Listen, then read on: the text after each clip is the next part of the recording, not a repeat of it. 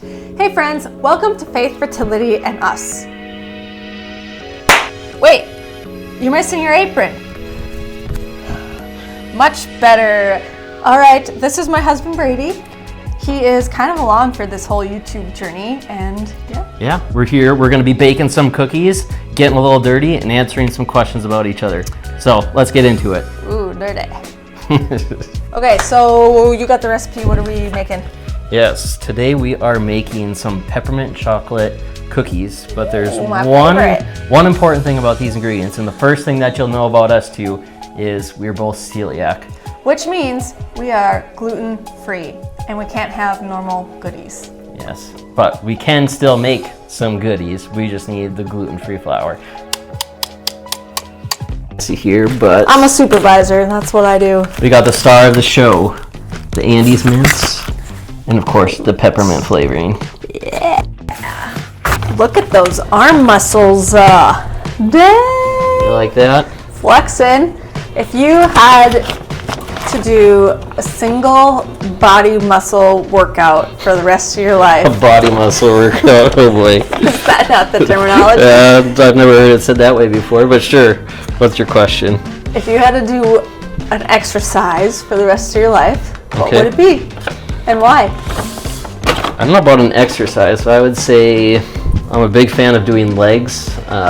You can just do a wide variety of workouts. You can go heavy, and I don't know, my legs can handle quite a bit, and it's just something that you can go on hikes and get a workout that way, or work out in the gym. I feel like just no matter what you're doing, you're always working out your legs. And I know that's not the typical answer, or the ones you expect. It might be arms or arms or something like that, but no, I choose to do legs, so that's my favorite. Hey. Wipe that off. Not a problem. All right, so while we add these wet ingredients, I kind of want to know a little bit about how you've been handling your coffee consumption while trying to get pregnant. Are you doing any substitutes, or are you just drinking coffee decaf? Give us the details. So last year, before our second round of IVF in Barbados, I actually cut caffeine cold turkey, and that was really hard because I had a lot of caffeine, I had a lot of energy drinks, but after cutting it and going through a round of IVF, I realized there are some other healthier alternatives, and that's actually when I stumbled upon Everyday Dose. It's a mushroom coffee, and I hate mushrooms. Let me tell you this, they're disgusting. So I never thought that I would love Everyday Dose, but it turns out I absolutely love it. But wait, I do have some brewed up. Yep, we pretty much got it on tap at our house. So we've had the struggle of infertility. What are some things that you've done to cope with it, or what are some things that we do together that help us cope with infertility?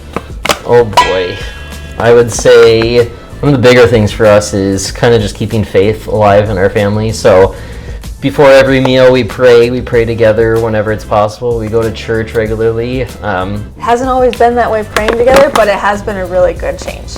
I'll tell you what, it has made a difference. And I would say just being in church groups together, that has helped us a lot too, and just kind of being on the same page and just opening up communication with each other as well too.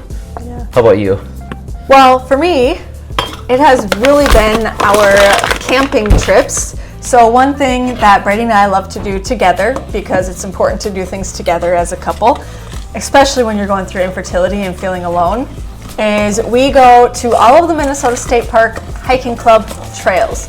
So they have this pass and a list of all of the state parks and a designated hiking club trail.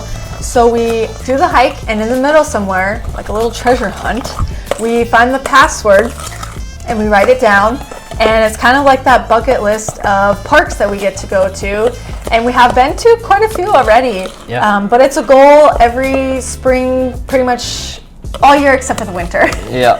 To hit these hiking club trails and get outside, do something healthy for both our relationship and just in general. Yeah, and I think it really helps us just kind of getting away, being with each other, kind of just putting our phones down and, playing card games in the camper, or kind of just relaxing and just being in each other's presence, really helps a lot. So Yeah.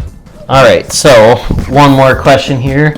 We're going to talk about IVF a little bit. So when we first went into that doctor's office and they had told us that IVF was our only option, what were your first thoughts on that? Well, I had no idea what IVF even was, first of all. Neither did I, no idea. I didn't even really know or understand infertility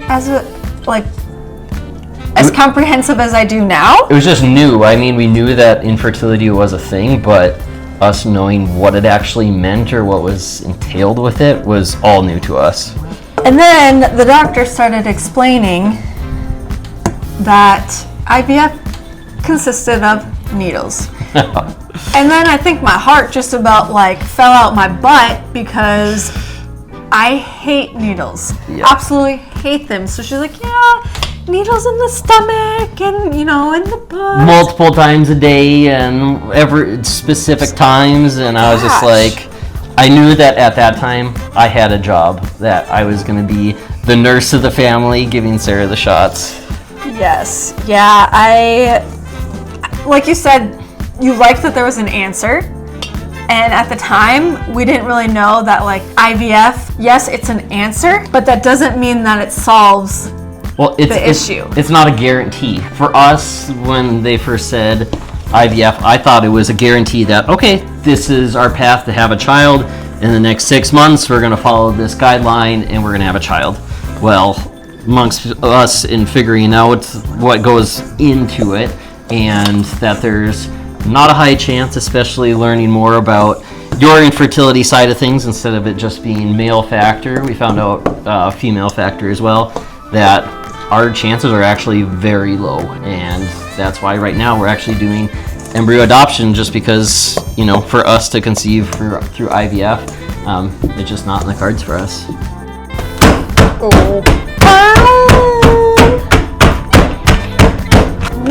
What you doing? I'm putting some chocolate chips, measuring, of course, because we're precise in this household, and we're making some cookies.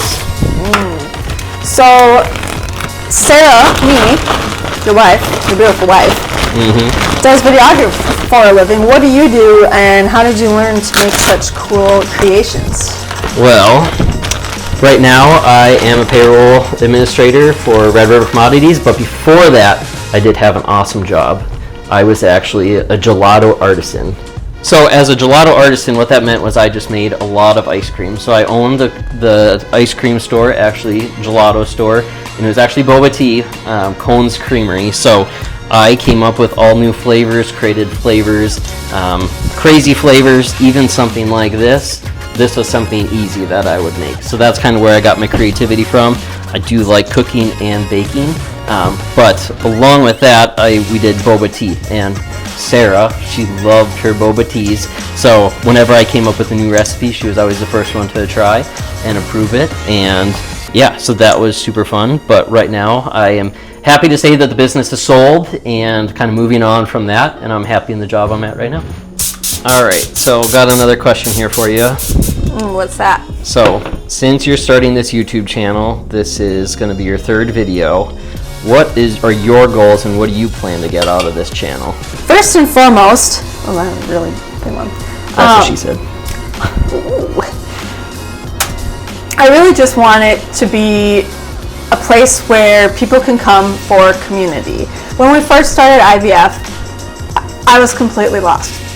I didn't know what it was. I didn't know what to do. I didn't have a community. I was scared, and there was all this stigma around infertility and IVF, and it's so hush, hush, hush.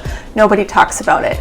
Well, that's so isolating, and I just really want to be open about our story so that others can, one, not feel alone, and then also feel like I can be in that community with them. And really, we can share stories. We can just help each other grow and just erase the stigma around infertility, because a sad reality is it's a growing thing in the world, and it's only going to get worse with just the way that our world is, unfortunately. And so I just really want to build people up. I want to lift them up. I want to educate them and just really be along on the journey together. Okay, so I'm doing this YouTube channel mostly because I'm the editor. Yeah. What do you want to get out of it being a guest appearance and having the us part of it be us? The biggest thing that I want to see out of it is when we make these videos, I see Sarah just come to light, and anything that I can do to support that, if that's being in her video, making her laugh a little bit, or I don't know, just being there and supporting each other and just doing stuff together, puts me out of my comfort zone. And I don't know, if it's anything that can entertain anybody or help somebody along the way. You know, infertility is not something that many people talk about, especially males, and that's something that I'm just looking to kind of share more about my perspective or my side of things, because there's a lot of emotional feelings that go into it, especially on my side. First of all, is male factor infertility, so it feels like it's my fault. I don't know, there's just a lot to it that's to unpack, and I hope that going through and showing my side on this channel can help anybody out there, especially the males too. Done! Let's get them. Almost like this video. Hey, not quite. Ooh, yeah, check those out. Ooh, I can't wait to try one. I call that one. Ooh, I get that pan. The whole pan? The whole pan.